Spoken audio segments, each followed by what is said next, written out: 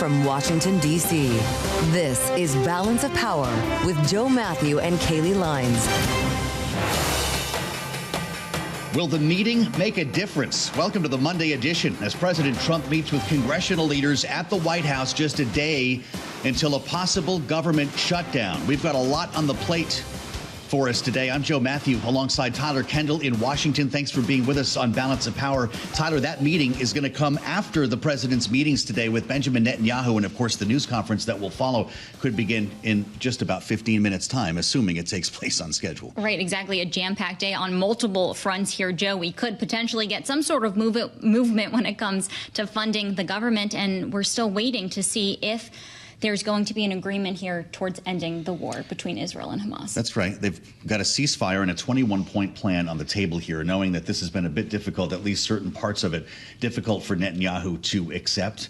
The fact that they're facing reporters might give us a sense, though, of at least their hope to have a productive day here, Tyler. They've been behind closed doors now for about 2 hours. Right, and we saw when President Trump greeted the Israeli prime minister today in front of the West Wing, he was asked about how these talks were going. He said he was, quote, very confident that there would be a peace deal. In the Oval a bit later on today, not only the two Republican leaders, Thune and Johnson, but also Chuck Schumer and Hakeem Jeffries, the first time President Trump has in fact met with him, knowing that Wednesday, 12:01, tomorrow night, if you will, the government's set to shut down if they don't get a deal together here. There are some rumblings about an even shorter term CR to buy a couple of days, Tyler. We'll see if that emerges. I was going to say, are we just going to go over this again? Because maybe there'll be an even shorter term CR. But right now, the Senate is looking at potentially kicking down the can down the road for 7 weeks until November 21st. So are we just going to be having this conversation? It's CR heaven. We do a lot of kicking of the can around here. I want to let you know, Dusty Johnson, the congressman from South Dakota, is going to be talking with us in just a moment after we check Wall Street. Investors are looking at all of this as well. And Alexis Christoforous has the markets for us live from New York. Alexis, how's it look? You bet. Thanks, Joe. A mixed market right now, but tech stocks stealing the show once again on Wall Street as we move closer to that possible government shutdown. The Dow Industrials down 56 points. Broader market higher with the S&P up about 11. NASDAQ gaining 101 points. The yield on the 10-year, 4.13%. The 2-year sitting at 3.62%. And we have got gold back at a record high, now trading at $38.32 an ounce. West Texas Intermediate oil down nearly 4% at $63.27 a barrel. Electronic Arts up nearly 5%. The maker of Madden, NFL, Apex Legends, and other video games agreeing to go private in a $55 billion leveraged buyout, the largest on record. The buyers here, Saudi Arabia's public investment fund, Silver Lake Partners, and President Trump's son-in-law, Jared Kushner's Affinity Partners. Shares of Carnival reversing an earlier gain, down now nearly 5% after the cruise operator posted better than expected quarterly results and raised its full-year outlook. Shares, by the way, were up 23% this year. Heading into today's earnings report, we've got shares of Norwegian and Royal Caribbean down in sympathy. Peloton preparing to roll out refreshed hardware and a software overhaul for its bikes and treadmills that include AI for personalization. Not impressing Wall Street, though. Shares of Peloton down more than 3%. And China's Huawei is planning to double output of its top AI chips in a bid to win customers as NVIDIA deals with those geopolitical headwinds. We've got shares of NVIDIA up, though, nearly 2%. For on-demand news 24 hours a day, subscribe to Bloomberg News Now, wherever you get your podcasts. I'm Alexis Christoforous. That's a Bloomberg Business Flash. Back to Balance of Power now with Joe Mathieu and Tyler Kendall. All right, Alexis, thank you so much. Live from New York, Alexis Christoforous will have more on the markets, assuming our news conference doesn't begin before then. Just about 15 minutes from now, we'll check back on the Monday trade. I'm Joe Mathieu, indeed, alongside Tyler Kendall for the balance of this week here on Balance of Power. And Tyler, it's great to have you standing with us here as we cover some pretty heady stuff today. We're 2 days out, less than actually a day and change from a potential government shutdown. We're going to be talking about that in just a second with Dusty Johnson. We've also got our eyes on geopolitics as President Trump meets with Benjamin Netanyahu. They are going to emerge at some point here this hour in a live news conference that will bring you live here on Bloomberg. Right, a lot of different angles that we're watching for here, and particularly when it comes to the shutdown and the clock that is ticking tomorrow. Yeah. We know that Republicans ultimately need at least 7 Democrats to get on board. Republicans, 53 votes, they need to get over to 60 in order to reach any sort of deal. So the question becomes, are they able to get that many to come over? Can they strike this deal before we ultimately careen into a shutdown? Let's ask that question of someone who knows more than we do about this current moment in time. Dusty Johnson, the Republican from South Dakota, is with us now live on Bloomberg TV and radio. And Congressman, it's great to have you back. Our viewers and listeners should know that you were pivotal in the background in getting the president's big, beautiful bill across the finish line. You've been through a lot of these shutdown scenarios before, and I'm wondering what your gut tells you now. Does this meeting lead to something today? Is there an 11th hour save, or should we prepare for the lights to go out? It would be wonderful if the big boys and the big girls in Washington, if we could get our act together and avoid the shutdown, but it really doesn't look like that's going to happen. It feels to me like we've got an 85% chance of going into shutdown. We have passed a bipartisan short-term funding deal out of the House on a bipartisan basis. Chuck Schumer does not seem interested in accepting that deal, and I think he seems pretty committed to a shutdown. I think that's where we're headed. Congressman, do you see any sort of compromise that could emerge, in particular when it comes to extending the Obamacare premium subsidies that are set to expire? It seems like there might be some wiggle room on that provision, at least, whether that happens now or down the road if this short-term stopgap measure gets through. What has sometimes been said is that nothing is as eternal as a government program. This is a little bit of proof of that. Here we've got some special assistance on health care, some subsidies that were put into place during the pandemic. And here we are having a hard time getting rid of them. Listen, let's say that reasonable people can disagree about whether or not working class Americans should have these additional enhanced tax credits. Most of the benefits go to insurance companies, but let's just set that aside and say reasonable people can disagree about that. What we shouldn't be debating is whether or not we're going to spend $1.5 trillion of new spending as a part of a 6-week short-term stopgap funding deal. This is really unprecedented that the Democrats are saying that, no, rather than negotiate on the health care stuff while the government is open, we prefer to negotiate while the government is shuttered. It seems like they're taking the American people hostage, and I just don't see how Republicans can go along with that. Would you vote yes on a CR that had an extension of the Obamacare subsidies, or is that a deal breaker for you, Congressman? Because I know that you also have a piece of legislation that would deal with this on a much shorter term level and, in fact, prevent the government, if I read it right, from ever shutting down. Yeah, shutdowns are stupid. We should not shut down. My bill with Senator Ron Johnson in the Senate, the Eliminate Shutdowns Act, would say anytime the clowns in D.C., we can't get our act together, rather than take the American economy hostage, we're just going to have a short-term 14-day CR to allow the politicians to get to yes. And that is, in essence, exactly what the Republican offer is today. Not for 2 weeks, but for 6 or 7 weeks until the Friday before Thanksgiving. It is unprecedented that a party would say, no, we don't want to negotiate for 6 weeks. Instead of negotiating, we're going to shut the whole thing down because we can't secure $1.5 trillion in new health care subsidies.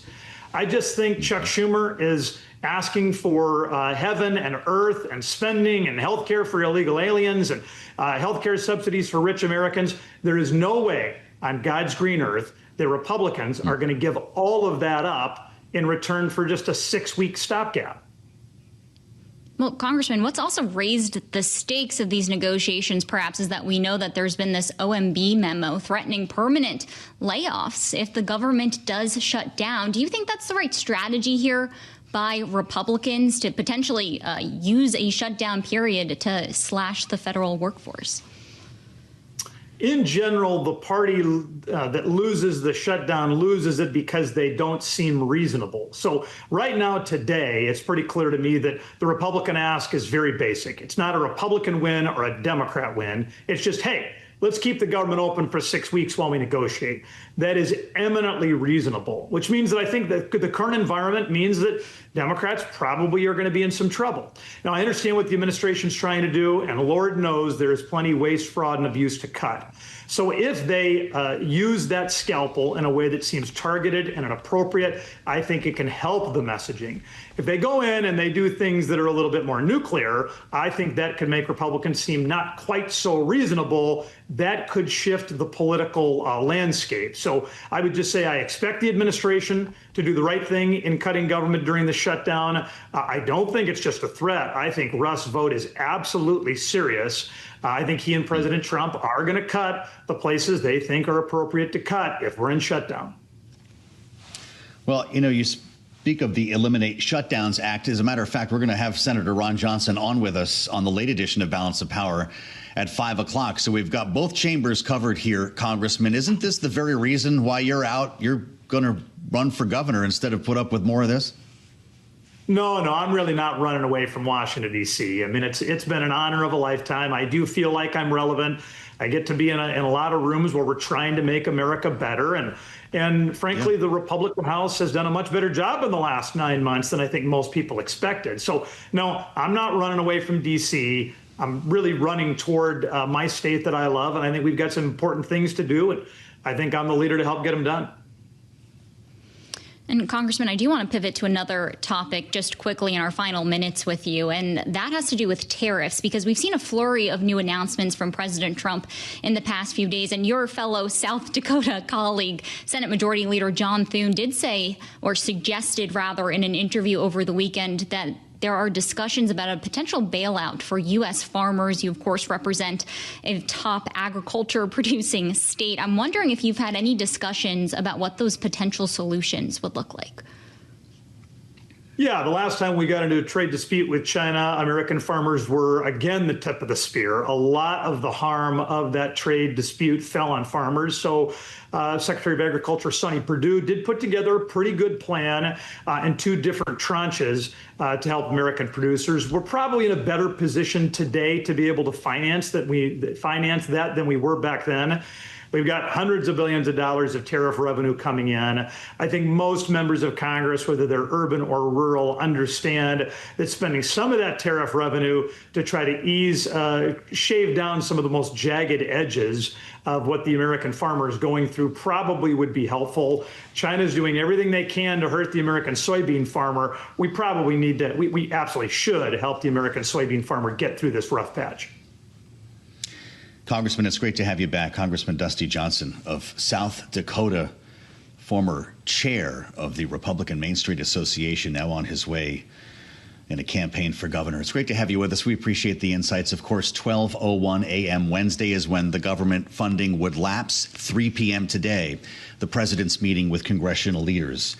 Only moments from now, we are expecting to hear from President Trump alongside Benjamin Netanyahu, who is in the White House right now. They've been meeting for a couple of hours, and a bilateral news conference has been scheduled. If you're with us on Bloomberg TV, there's a live shot of the state dining room, which is adorned for this occasion. Folks are working their way in now, and we understand that the press pool is assembling, so this could begin shortly. It's great to have Dan Williams with us at this moment. We're about to hear details on a 21-point peace plan and hopes for a ceasefire, depending on what was discussed and what is being discussed behind closed doors with these 2 leaders. Dan is Bloomberg News reporter in Jerusalem and staying up a bit late for us this evening. Dan, it's great to have you. I'm just curious what the local coverage and local knowledge of the 21-point plan is and how much hope there is there for a breakthrough today.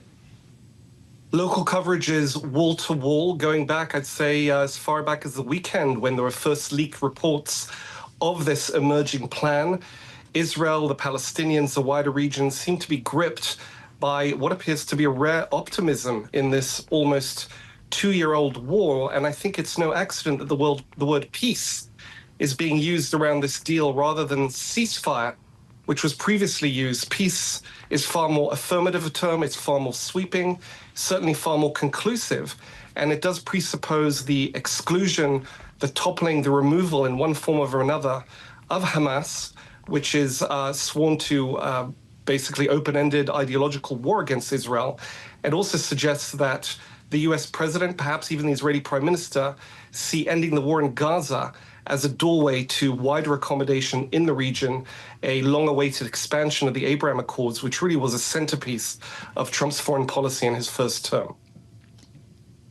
Dan, I also want to talk a little bit about the backdrop that these talks are coming on today. You have this great story out on the Bloomberg terminal entitled, quote, "Can Israel end the war with new push into Gaza City?" I'm wondering what your reporting has shown us about the answer to that question.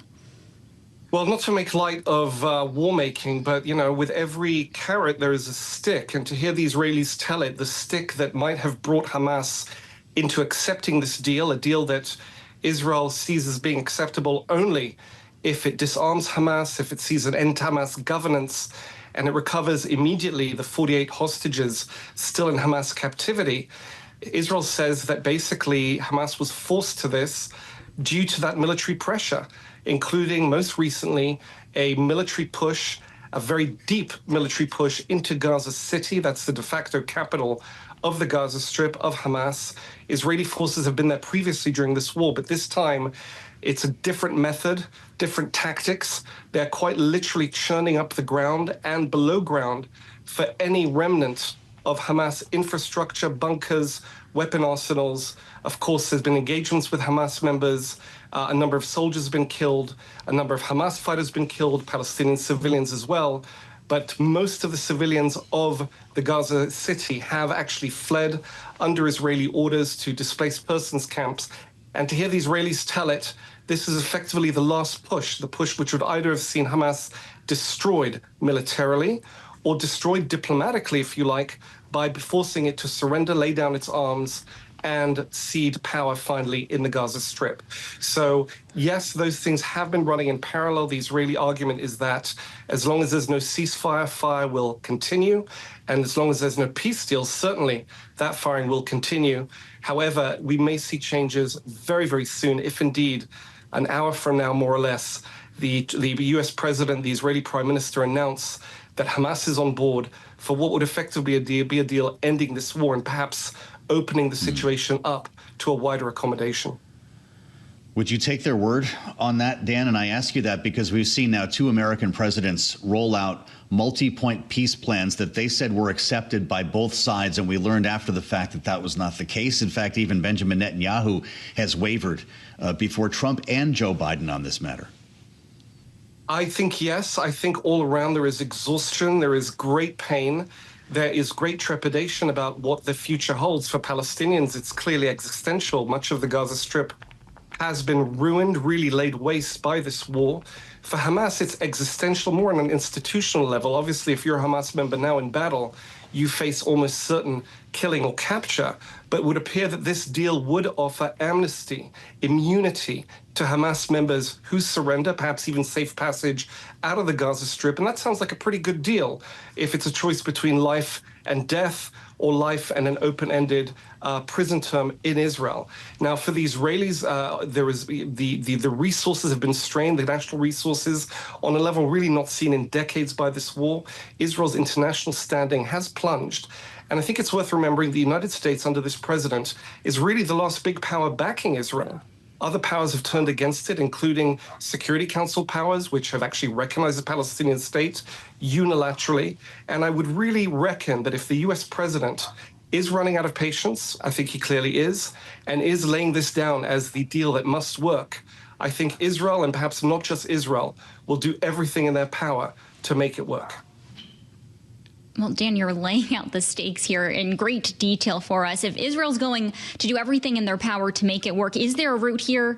What happens if diplomacy does collapse? Is there any sort of mechanism in place that will ensure that the negotiations and the talks will keep going?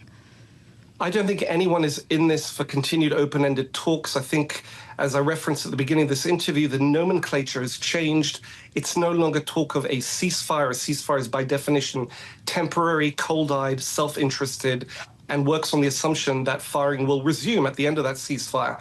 Trump is talking about peace. He wants an end of this war, and he wants good news. And you know what? We're a few days away from the first week of October. That's traditionally when the Nobel Prize Committee announces it's the winner of the Peace Prize, the Nobel Peace Prize. I wouldn't be at all surprised if the reason there is a sense of a rush around this is that the US president and his supporters are hoping that he will be named in the coming days for that Peace Prize, the Nobel.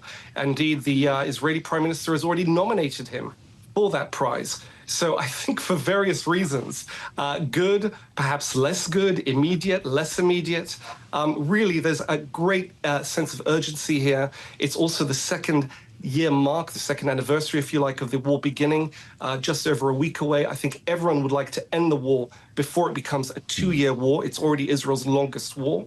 So really, there are so many vectors pointing now to a willingness to make this diplomacy work. It will not be open-ended diplomacy. I think what Trump will tell everyone involved is, I'm washing my hands of you if this doesn't work, and we'll just let the forces of war sort it out, which basically means Israel continues in the Gaza Strip, crushes Hamas militarily, potentially loses those hostages still surviving, loses more soldiers, more Palestinian civilians suffering, and then effectively a bloody, unquestionable end when there's simply no one left standing. Boy, Dan Williams doing a wonderful job reporting for Bloomberg in Jerusalem. Dan, thank you so much for helping to set the table ahead of this news conference, which will be taking place today in the state dining room as opposed to the East Room, where you normally see the gold drapery behind the president and other world leaders. Today, we've got American and Israeli flags set up in the state dining room and a large room full of reporters and others who are looking to hear from these two men as soon as they start speaking. Of course, we will join them live here on Bloomberg TV and radio. It was scheduled to begin 5 minutes ago, and things tend to slide on days like these. They've been behind closed doors since a little after 11 o'clock this morning, talking about the very issues that we just discussed with Dan. And we want to add the voice of Natasha Hall as we wait to hear from Trump and Netanyahu. Non-resident senior associate at the Center for Strategic and International Studies, CSIS. Natasha has been with us for several of the throes in this conflict and back today on an important meeting with these two world leaders. Natasha, it's great to have you. The last time Benjamin Netanyahu was in front of a large public gathering here in America was when he stood before an empty room in the UN General Assembly, knowing, of course, that many Muslim and African nations and even some European nations got up and walked out on him. What was that experience like in informing the Israeli prime minister of what he might be stepping into today? Thank you for having me, Joe. I mean, I think that picture of Netanyahu in an empty room, which is supposed to include all of the world members, pretty much says it all. Israel is completely isolated in the world aside from President Trump in the United States. And so a lot comes down to this meeting with President Trump today, because what Netanyahu needs to show to Israelis is that they still have the backing of the United States. And if that wanes, then Israelis are in real trouble here. We are seeing more recognition of a Palestinian state, increasing support to the flotillas that are trying to get to Gaza, and really just this incredible support that's been thrown towards Palestinians and this rage about the ongoing war in Gaza.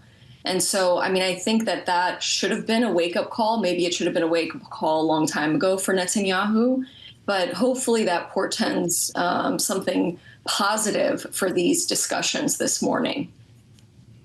Well, Natasha, how is this pressure contributing to the talks today? We know at the center is this 21-point plan floated by the U.S. We've gleaned some details, including that it would include the release of all remaining hostages. 20 out of the remaining 48 are believed to still be alive. It would also include Israel gradually withdrawing troops from Gaza. From what you've seen, the reports about this plan, what is realistic for getting a deal done? I mean, I think that's the ultimate question. And you mentioned pressure at the beginning of this. And I think the big issue to date, and I've said this multiple times on this program, is that we haven't seen tangible pressure from the United States at all in the past 2 years. And that has essentially been the reason that the war has gone on. And President Macron of France has recently said as much, that it is the United States that is capable of ending this war. And so unless we see real pressure on any of these points, these 21 points that Trump and Witkoff and others have laid out, I think we're not going to see much progress. We might see progress on those first few points, namely the release of the hostages. And what is interesting with this plan is it lays out the release of all 48 hostages, alive and dead, within the first 48 hours. Now, if that happens, then Netanyahu basically gets a pass from the biggest opposition to the continuation of this war, which is the hostage families. And so, there's a lot of things that can happen with the details of the rest of the points. And Netanyahu, as he has done in the past, could potentially continue the war if any of those points are not carried through. I'm really compelled by this meeting yesterday in New York, Natasha.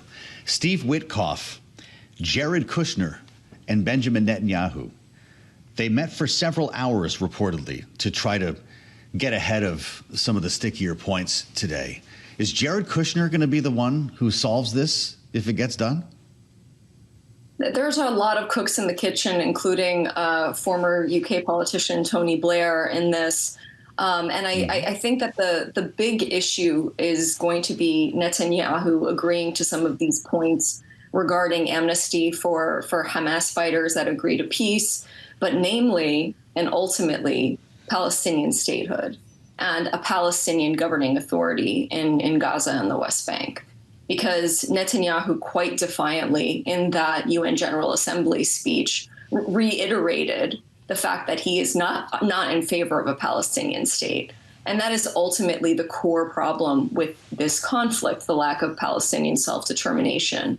So the hope, I think, for a lot of people is that we can at least get to the point where we have aid flooding into an area stricken with famine, that we can have, at least a cessation of hostilities to save lives on the ground right now. But I think the details as they roll out are going to be very, very difficult. And, I would just point out that Israeli activists have recently put down a picture in front of the U.S. Embassy in Israel of Netanyahu with a Pinocchio nose sticking it into Trump's eyes, saying, "Don't be fooled again." And I think that pretty much says it all. I mean, Netanyahu is really a political animal. He's a survivor. And so he might agree to many, many points, but then say, but. And I think everything has to do with that but. So we could very well see a continuation of this war, but along other lines. Well, another important meeting that happened last week in New York, we know that President Trump met with leaders of Arab nations, including Egypt, Qatar, Turkey, Saudi Arabia, and Pakistan on the sidelines of the United Nations General Assembly. Natasha, how should we be looking at those countries in the region and what sort of role they play here when it comes to the future of the conflict and getting any sort of deal done? I mean, they have tried to play a larger role in setting forth some kind of peace process or plan or redevelopment plan. And I think that the recent Israeli strike on Doha was really a red line for especially the GCC countries, the oil-rich Gulf countries in the region that are U.S. partners, because they saw this strike ultimately as a threat to their own security. And a threat to their relationship with the United States. And we saw this with this unprecedented security pact between Pakistan and Saudi Arabia recently, which was really, I think, ultimately not a warning necessarily, but showing the United States that there are other players in the world that they will have to seek alliances with if the U.S. cannot be counted on. Interesting to see reporting last week, not to diverge too far from the path that is being discussed in this meeting, Natasha, but reporting by the Washington Post that Iran, for some years now, has been digging and tunneling into a much deeper facility than we even saw at Fordo, near the area that we bombed at Natanz. The idea that Iran could, in fact, be continuing to develop a nuclear weapons program is something that President Trump said he would act on if told about it, that there could be further strikes in Iran. How would that play into what we're talking about today? Yeah, I mean, I wouldn't doubt that Iran continues to have a desire to have some kind of nuclear program here, and that the destruction that we saw earlier this year is not the end of this issue. But what's interesting, if you connect it to what's happening right now with this 21-point plan that Trump is proposing, is when I was talking to diplomats earlier about what Netanyahu might do. What we've seen in the past when there's been ceasefire deals or potential peace agreements on display, he distracts through another strike somewhere in the region. So I think that's what we could potentially see again with Netanyahu talking to Trump about the need to deal with this threat that you just mentioned about Iran digging tunnels even further in. And sticking with sort of the regional picture here, Axios had reported earlier that Netanyahu called Qatari officials to discuss the strike that we saw earlier this month in Doha against senior Hamas leadership. I'm wondering what you make of that dynamic, since we know that the Qataris have been a big force here when it comes to mediating in the peace talks. I mean, it's hard to understate how unprecedented this strike was. Qatar has been used for many, many years now as a neutral place for mediation with the Iranians, with Hamas, et cetera. And so I think that the fact that, the Israelis hit Doha, actually killed a Qatari as well in the process, was really enraging for the Qataris.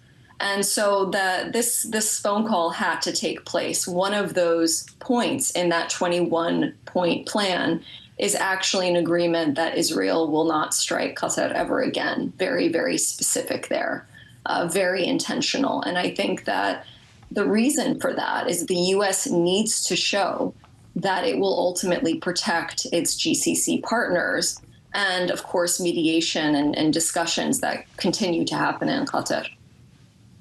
Mm-hmm.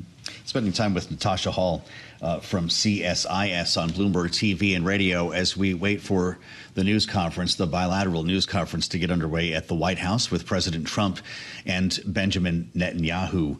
To what extent do you expect the indulgence of questions here from the media, Natasha? President Trump most recently held a summit with Vladimir Putin. Not one question was taken in what was billed as a news conference. Will it depend on the outcome of their talks?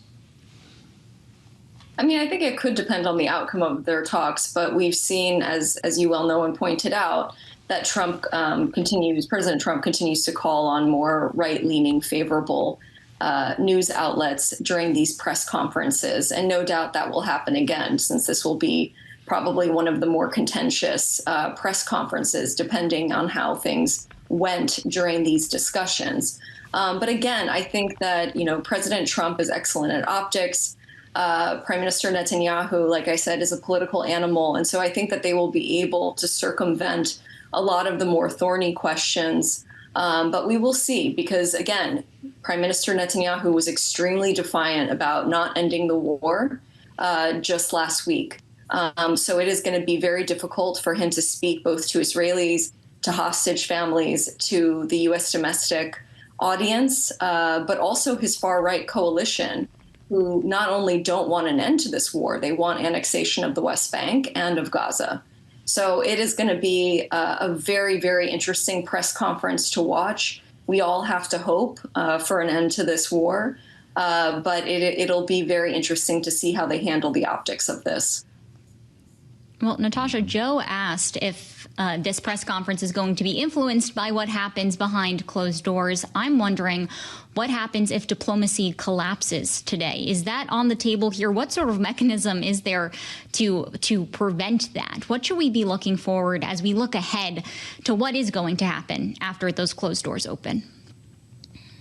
Right. I mean, I think too often we look at the situation as a zero-sum game, that either there's going to be an agreement overall to a peace plan, or there's going to be nothing at all. I think what we've seen instead is this war kind of just dragging along. There being intermittent ceasefires, there being intermittent agreements. We keep hearing about how the plan is in the offing at any point in time, and then nothing seems to bear fruit over the course of days or weeks. And again, I think that both of these politicians are excellent at talking about, positively about some kind of agreement. But again, the devil is in the details in the days to follow. And there is very little patience on the part of President Trump to sort of deal with those details. And I think not just Prime Minister Netanyahu, but other world leaders recognize that, which is why you've seen so many deals, but then everything falls apart in the implementation, from Gaza to tariff deals. And so I think that, this press conference will be interesting to see how it plays out in terms of full agreement to this plan. But again, I think what we'll really would be watching in the days and weeks ahead is how things are actually implemented and what actually happens on the ground.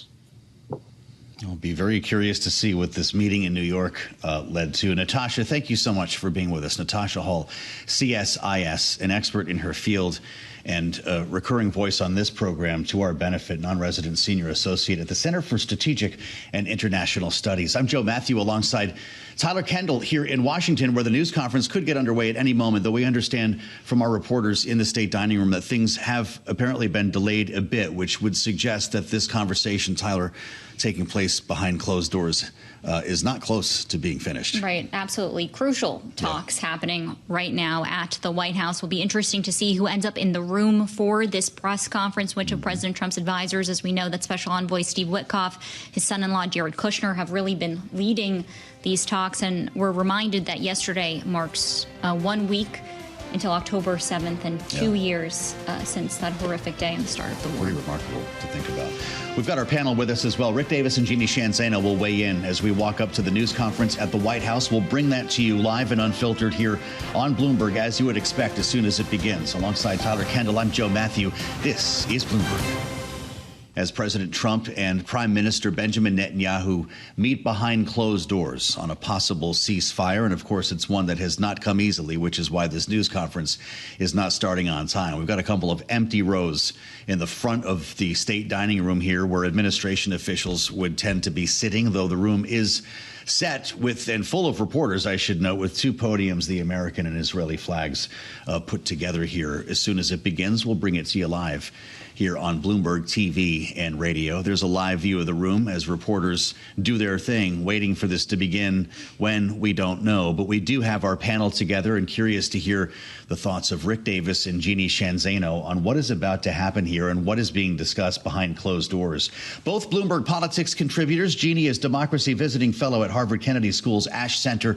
Rick is partner at Stonecourt Capital. Rick, we'll start with you this time, and what you expect to hear from these two. Will this be an announcement of a ceasefire or something more nuanced? I'd say at a minimum, announcement of a process to get to a ceasefire.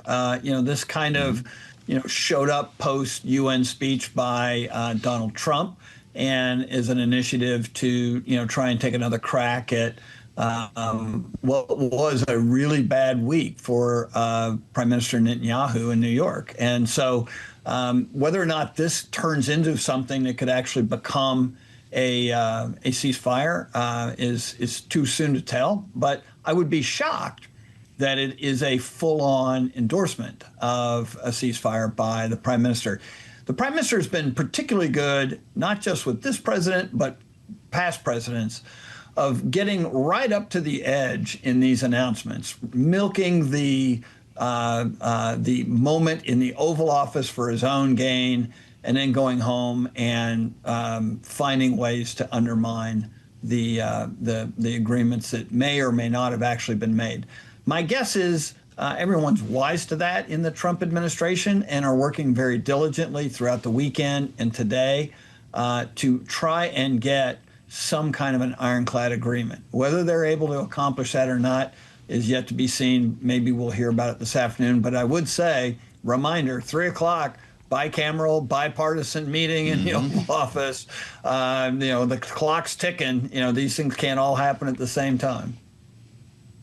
Right. It does seem like those congressional lawmakers might be a little bit delayed when it comes to their meeting at the White House later today. But Jeanne, I want to ask you about the political dynamic between President Trump and Israeli Prime Minister Benjamin Netanyahu. This is the fourth meeting between the two leaders since President Trump took office back in January. What is that calculus that they are making as they head into that press conference later today? Yeah, I think, the reality is that Benjamin Netanyahu, to Rick's point, had a very bad week last week talking to an almost empty room at the UN. He has expressed an awful lot of concern about U.S. domestic politics, even to the point where some in the White House have wondered why he is so concerned. He had a meeting last week talking to conservative online folks, and he has had a falling out with Tucker Carlson, all of which seems to be weighing on him very heavily.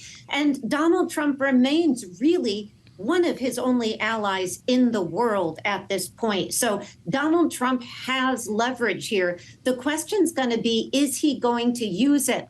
And the reality is this 21-point plan, I think Netanyahu's going to signal interest, to Rick's point, maybe talk about moving forward. But I can't imagine he signs on to this thing the way it is written, because it leaves opening for things that Netanyahu said he would never agree to, like a potential opening for a Palestinian state or a potential for Hamas not to openly surrender. All of these things are things he has said before, even last week, are non-starters. So I think he's going to try to thread the needle here. I think the bigger question is, does Donald Trump, does Steve Witkoff, does Jared Kushner get so frustrated with these negotiations that they just express that frustration? And I think Donald Trump has done that in the past. I don't think he'd do it in a press conference with the Israeli prime minister, but you never know with Donald Trump.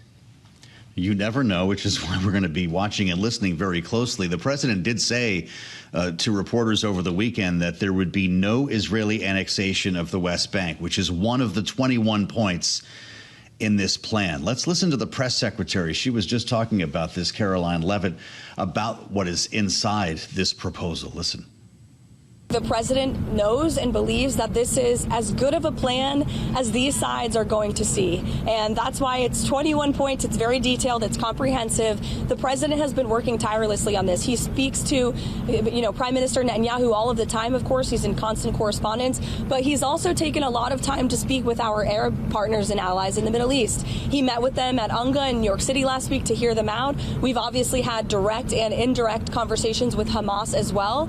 And ultimately, the president knows when you get to a good deal, both sides are going to leave a little bit unhappy. Okay, Rick, it doesn't sound like they're lowering expectations, though, ahead of this exercise. How much pressure is there on Benjamin Netanyahu to take what he is being served? Well, I think there's enormous pressure on the prime minister right now, not only from the Gulf countries that the press secretary mentioned were meeting with the president during the UN General Assembly, who have had it with this conflict, whether it's Qatar, who's tired of having its sovereignty violated for what reason? By hosting negotiations for a ceasefire and a cessation of hostilities, and the others, many of whom have Abraham Accords in place with Israel, are unhappy with the backfire that they're getting at home for having those relationships. And I would say, too, in speaking to my colleagues in Israel, they talk about the fact that many of these young IDF soldiers are basically the equivalent of our National Guard. They've been called up and are serving for over 300 days in uniform in combat situations.